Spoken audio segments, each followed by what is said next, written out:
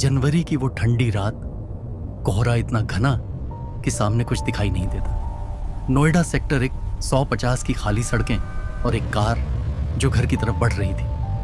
Car चला रहा था एक 27 साल का नौजवान युवराज मेहता, एक सॉफ्टवेयर इंजीनियर, एक बेटे का सपना, एक परिवार की उम्मीद। उसे नहीं पता था कि यह उसकी जिंदगी की आखिरी ड्राइव होगी। कुछ सेकंड में सब कुछ बदल गया। सड़क अचानक खत्म हो गई और सामने था एक खुला, पानी से भरा मौत का गड्ढा।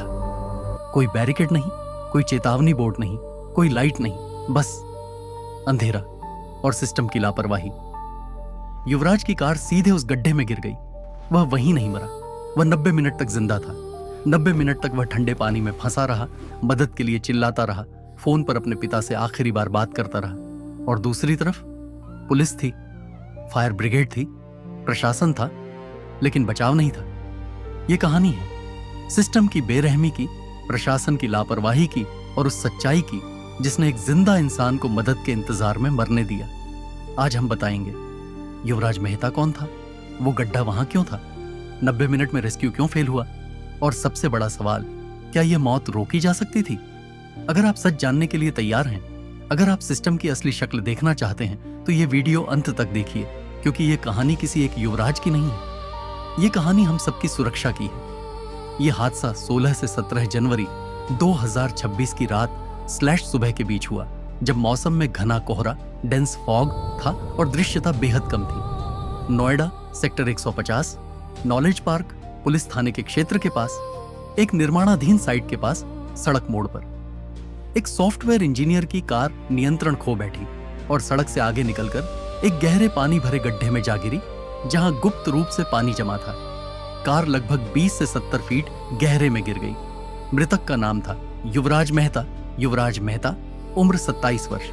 वह सॉफ्टवेयर इंजीनियर थे और गुरुग्राम में नौकरी करते थे तथा नोएडा सेक्टर 150 के ही एक सोसाइटी में रहते थे। वह घर लौट रहे थे जब यह हादसा हुआ। रात लगभग 12:15 AM के आसपास युवराज अपनी कार चला रहे थे। कोहरे की वजह से दृश्यता लगभग शून्य थी, जिसकी वजह से उन्होंने सड़क के मोड़ पर नियंत्रण खो दिया। कार सड़क पर लगे टूटी बाउंड्री वॉल / ड्रेन नाले को तोड़ते हुए एक निर्माण साइट के गड्ढे में गिर गई। युवराज ने अपने पिता को फोन किया और बताया कि वह फंसा हुआ है तथा मदद चाहिए। वह लगभग 1.5 से 2 घंटे 90 मिनट तक कार की छत पर चढ़कर मदद के लिए चीखता रहा। पुलिस को सूचना मिलने पर लगभग 20 मिनट में मौके पर पहुंच गए। इसके बाद फायर ब्रिगेड, SDRF और NDRF राष्ट्रीय बचाव बल मौके पर बुलाए गए। गड्ढा गहरा और पानी ठंडा था, जिससे रेस्क्यू टीम को बचाव में कठिनाइयों का सामना करना पड़ा। कुछ घंटों बाद युवराज का शव गड्ढे से निकाला गया, लेकिन तब वह पहले ही डूब चुका था और उसकी मृत्यु हो चुकी थी। हादसे का मुख्य कारण और वजहें, मौसम के कारण सड़क पर दृश्यता लगभग शून्य थी, जिससे ड्राइवर ने मोड़ को नहीं संभाला। गड्ढा वास्तव में निर्माणाधीन बिल्डिंग के बेसमेंट / नाले के पास फैला गहरा पानी था, जिसे समय पर बैरिकेडिंग, चेतावनी संकेत, लाइटिंग आदि नहीं लगाया गया था। इस साइट के बारे में 2022 में ही डेवलपर ने नोएडा अथॉरिटी को खत लिखकर चेतावनी दी थी कि गड्ढा और सीवर लाइन के कारण हादसा हो सकता है, लेकिन उस पर उचित कार्रवाई नहीं हुई। स्थानीय लोगों ने कई बार सड़क लाइटिंग, सुरक्षित बैरिकेडिंग, रिफ्लेक्टर्स आदि की मांग की थी, लेकिन प्रशासन ने समय रहते उचित सुरक्षा नहीं दी। पुलिस और प्रशासन की प्रतिक्रिया, पुलिस के अनुसार FIR 2 रियल एस्टेट डेवलपर्स के खिलाफ दर्ज की गई है, जिन पर गड्ढा सुरक्षित नहीं करने का आरोप लगाया गया है। बाद में 2 और बिल्डरों को गिरफ्तार किया गया, क्योंकि यह स्पष्ट हुआ कि साइट के निर्माण और सुरक्षा व्यवस्था में गंभीर लापरवाही थी। दूसरी FIR में विकासाधीन प्लॉट मालिक के अलावा कई अन्य उत्तरदायित्वधारियों को भी नामजद किया गया है, जिन पर पर्यावरण अधिनियम, प्रदूषण नियंत्रण कानून आदि का उल्लंघन शामिल है। एक जूनियर इंजीनियर को बर्खास्त किया गया और अन्य अधिकारियों को शो कॉज नोटिस भेजा गया। मुख्यमंत्री के निर्देश पर विशेष जांच टीम SIT को जांच रिपोर्ट देने के लिए कहा गया और अन्य निर्माण साइटों को भी सुरक्षित करने के ऑर्डर दिए गए। पोस्टमार्टम के मुताबिक ढलते पानी के कारण डूबने से एस्फिक्सिया और फिर कार्डियक अरेस्ट, दिल का दौरा, घटना का मुख्य कारण था। एक डिलीवरी एजेंट ने अपने आप रस्सी बांधकर पानी में कूदकर खोज करने की कोशिश की, लेकिन मदद पहुंचने में देर हो गई।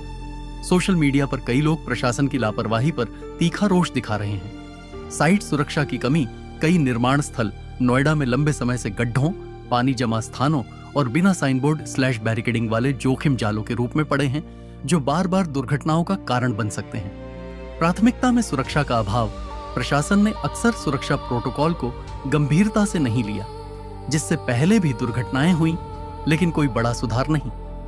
लोगों ने बेहतर सड़क सुरक्षा, रात की लाइटिंग, चेतावनी संकेत, बैरिकेडिंग और निर्माण साइट सुरक्षा मानकों की मांग तेज कर दी है। सार्वजनिक रूप से यह भी कहा गया है कि अगर सही चेतावनी और सुरक्षा उपाय समय पर होते तो यह जान बच सकती थी। यह दुखद नोएडा सेक्टर 150 कार्य दुर्घटना एक ट्रैजिक मिसमैनेजमेंट का परिणाम है, जिसमें मौसम, प्रशासनिक लापरवाही, निर्माण साइट की असुरक्षा और सुरक्षा उपायों की कमी ने मिलकर एक युवा जीवन को खत्म कर दिया। पिता, परिवार, स्थानीय समाज और मीडिया द्वारा कारणों की समीक्षा अब न्याय और भविष्य में सुधार की मांग की दिशा में काम कर रहे हैं।